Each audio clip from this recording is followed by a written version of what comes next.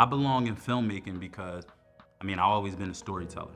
Even though the answer is pretty cliche, but it's truth. I used storytelling to captivate my peers in school. It was my way of fitting in. It was a defense mechanism. I used to use it even to get out of trouble. I remember my grandma used to always say, if you keep telling stories, they're gonna come put you away. But growing up in an urban community, it seems like that's the way we communicate anyway. It's natural. We always telling stories. Either it's on a corner or if it's on the basketball court, or if it's on the steps. That's just the way we talk. Filmmaking wasn't always my dream. I kind of stumbled upon it. My first dream was law.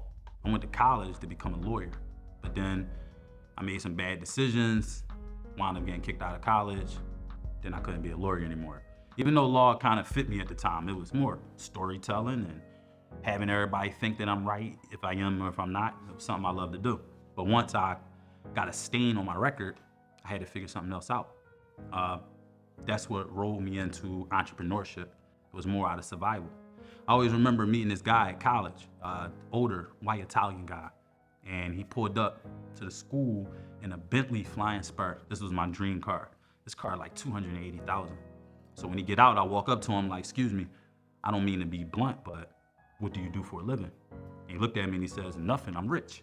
So he laughs, but I'm still looking at him like, all right, well, how did you get rich? And he said to me that he made the straw bendable.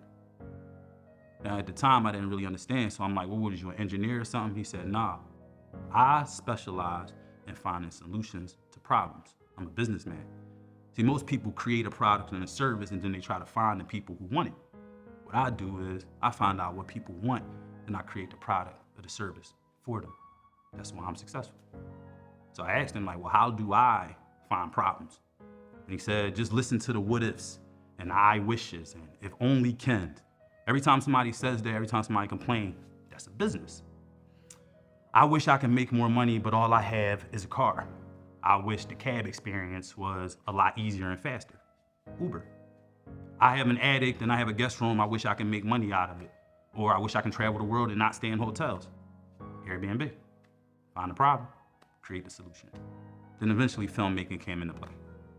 Now, filmmaking might have not been my dream, but I'm here now. And the way I got here is through poetry. Poetry started my journey of filmmaking. And the truth is, poetry really came from bidding or from roasting or whatever you call it, right? So I'm pretty sure all of y'all in the audience got this one friend. Now, I had this friend who think he could rap, and he been rapping for years. Every time I get in the car, he wanna play his mixtape, put some instrumentals on, and this one day, I just was tired of it. I had to just let him know, like, bro, you're trash. And he tried to laugh it off. He thought I was playing. I'm like, no, seriously, you're trash. I'm tired of hearing it. So he get offended and then he challenged me. So all right, so I take the challenge and when I go back later on that day, I write some bars, right? But I don't know how to write to a beat and everything. I just write some things that make some sense, tell a story, bring it back to him. He loved it. Did about 2 or 3 of them back and forth. He asked me to come to the studio. Now he going in the booth and he coming back out and I'm rewriting what he doing. There's other rappers in there. When people start seeing what I was doing, they start asking me what I do. They try to ask, was I a rapper? Now, I'm 2 weeks out on my 30th birthday. I'm not about to begin no rap career at 30. So, all right? And at that mindset, I was 29, so 30 seemed old at the time. So I decided to do poetry, but I did it differently. I was doing intros to rap albums and songs. I was opening up plays. I was doing poetry over top of documentaries. And eventually, I got good and I wanted my stage performance to be better. So I took acting class. I took the acting class, and the more acting I did, I started rearranging the words of the scripts because it sounded better. It sounded like that's how it should flow. My acting coach was like, well, maybe you should just do your own film. So I did. First 2, 3 films I did was all poetry films. I still didn't write things down. I just take the idea out of my mind, create the story. And that's pretty much how I got into filmmaking. The hardest thing about being a writer is being able to take all the ideas and stories that's in your mind and put it down on paper so that other people can know what you're talking about or that other people can follow it. That's the hardest part. It's probably the hardest part for most creators, right? You got all these ideas and stuff in your brain and you're trying to get them down so other people can understand them. How do I communicate it? And you communicate movie ideas through scripts. So I had to learn how to write it down. And I was on this journey of therapy at the same time. right? When I was trying to figure out how to get this down.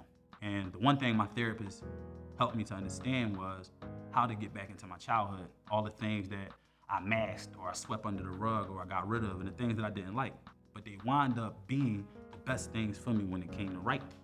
And the one thing that stood out was solitary confinement. When I was younger, man, I get in trouble. My mom would put me on punishment for 2, 3, 4 months at a time. And she'd put me in a room by myself, take away my TV, my game, CD player, the house phone. Look, house phone. Take away the house phone. She even fed me in my room. She would give me a book, a pen, and a pad. So I would read the books. That's how I would get through the day. Read the whole book. When I got tired of reading the book, I rewrote the whole book. Then I would rewrite the beginning. Then I would rewrite the ending. And that's pretty much how I started to figure it out. I didn't even know the structure of it. I just understood how to tell a story. Like, all right, page 3, this character was introduced. Page 7, this character was introduced. I didn't know what I was doing. I just was following along. But it got really interesting once I started changing the characters.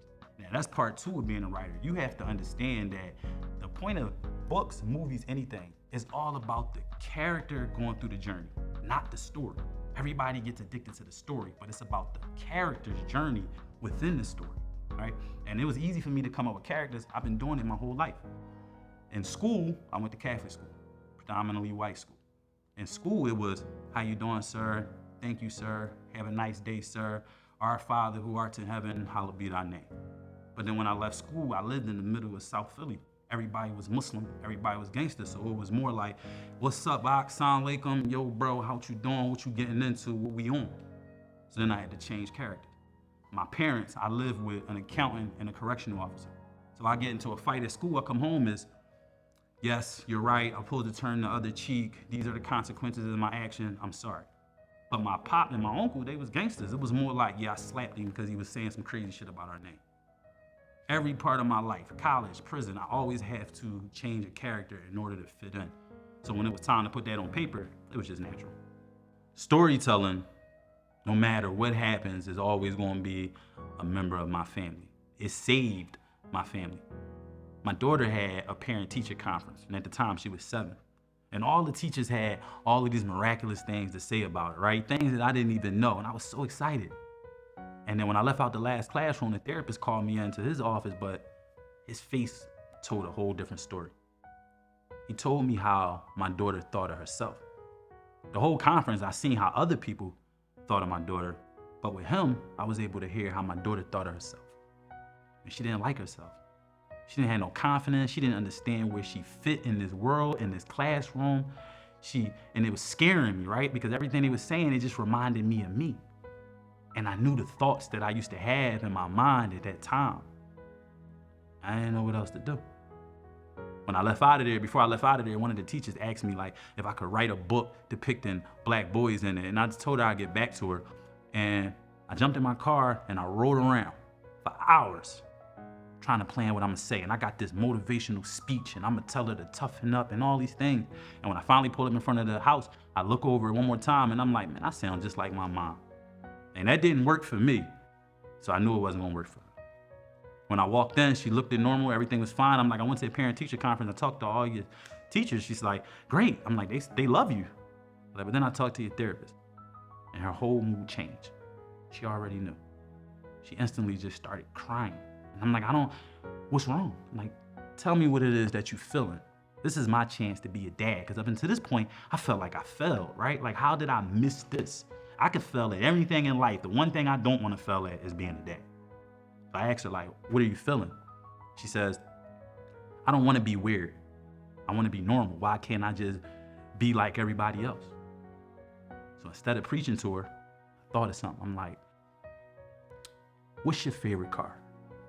And she's crying like, why are you asking me this? Because she's a Pisces, so you know they over dramatic, right? And I'm like, what's your favorite car? She says, the Tesla. So I go in my pocket and I pull my phone out and I show her a picture of Elon Musk. And I'm like, do this guy look weird or does he look cool? And she laughs, she's like, he looks weird. I'm like, all right, this is the one that created the Tesla. And she smiled a little bit. So then I go back and I look and I find these other 2 guys. I'm like, do these guys look weird or do they look cool? And she says, weird again. I'm like, these are the guys that created Roblox. And that was her favorite game at the time. And I'm like, the only reason why you feeling out of place, baby, is because I got you in a room full of normalcy. But once I put you in a room with greatness, you're gonna feel right at home. So she hugged me, we both cried. And at the end of it, she asked me, what's gonna be my weird thing? How do I become great? I thought about what the teacher asked me. Silly Billy. And that's how me and my daughter wrote our first book together. And it saved our life. When it comes to filmmaking, there is nobody I wanna be like, but there are a few people who I respect. Number one, Ice Cube.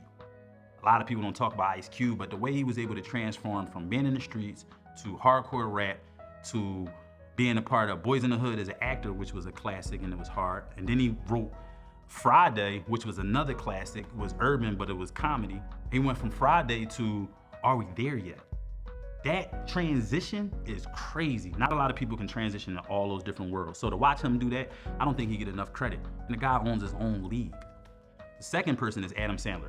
Adam Sandler is my guy. Number one, I love dry comedy. But number two, I like the fact that he always uses his team. Doesn't matter who the best actors is, doesn't matter who this person is, he uses his team, he get it done with his team, and he stay loyal within his circle, and that's what I aspire to have. But the third person is this guy named Tommy Oliver, the producer. He is the reason why I stuck with filmmaking. He was the first validation that I ever had. When I met him, we went to California to pitch a movie idea, but I was just a part of the team. My friend Brahim Charity, he introduced me to a guy who sat on the board of NASCAR. He actually had his own NASCAR school, black owned. He was the only one. So on this board, you got Magic Johnson, you got Hollywood producers, you got all these miraculous, famous, influential people. And then him. So he wanted to make this story about the black NASCAR school. So when we sat at the table, I would say some ideas. I never wrote a script yet in my life. I could tell he didn't really like my ideas, so he decided to go with his own. So one day he called me like, yo, we going to California in 2 days. I'm going to pitch this idea. You welcome to come sit down at the table. I'm like, all right, bet, I'm going to be in California anyway. I was lying. But for those next 2 days was the first time I studied film. I watched 6 race car movies, trying to figure out exactly what makes them interesting, what don't, because race car movies usually fail. So I didn't understand structure, but 2 minutes and 30 seconds, I knew this character came in. 4 minutes and 50 seconds, I knew this would happen. 12 minutes, I knew the love story would come in. I would just write the times and then create the story to fit in during that time. At the time, I didn't know these was Act 1, Act 2, Act 3. I just knew that I was timing it. So I flew to California, we sit in on the meeting, we sit down in front of Tommy Oliver and his friend. And it's 4 of us. It's my friend, it's the guy who runs the school, and it's his writer. So I'm least on the totem pole. He spits his idea, they hate it. I mean, it was horrible. They didn't even want to talk no more. They was like, yeah, people try to do comedy, but it's a hard thing. And they was ready to get up off the table. And what I did was I pulled my phone out and text my friend like, listen, this might be the only chance I get. Do you mind if I speak up? And he like, man, we already lost the deal, just do your thing. So when he stand up, I'm like, yo, we forgot to tell him about the other story. The guy, the NASCAR guy, looked at me and was like, yeah, tell him about the other story, because he know we already lost. So I go in. I'm telling my story exactly how I look at it in my head, and when I'm finished, they want to buy it. I mean, this is a Hollywood producer. He's responsible for Black Love, The Perfect Guy. He got stuff on Oprah. This is a real producer, and he says he wants to buy it, but I don't even have a script. This is all in my head. And when I tell him that, he couldn't believe it. He pulled me to the side and he says, you got a lot of holes in your story. I could tell that you never made a movie, but your storytelling ability, and you didn't even write it down, that's one of a kind, and I'm impressed. They said, and I'm not easily impressed. They said, this is what you need to be doing with the rest of your life. So that validation from Tommy Oliver gave me the confidence to move forward in this movie game. Now look, the movie about to start, but before it starts, I want to take the time out and thank you guys. I want to thank you, my cast, my crew, my support, the team, everybody that came together to make this vision come true. Now I want you to sit back and thank you again for watching a Mike Kit flick presenting Flued Out.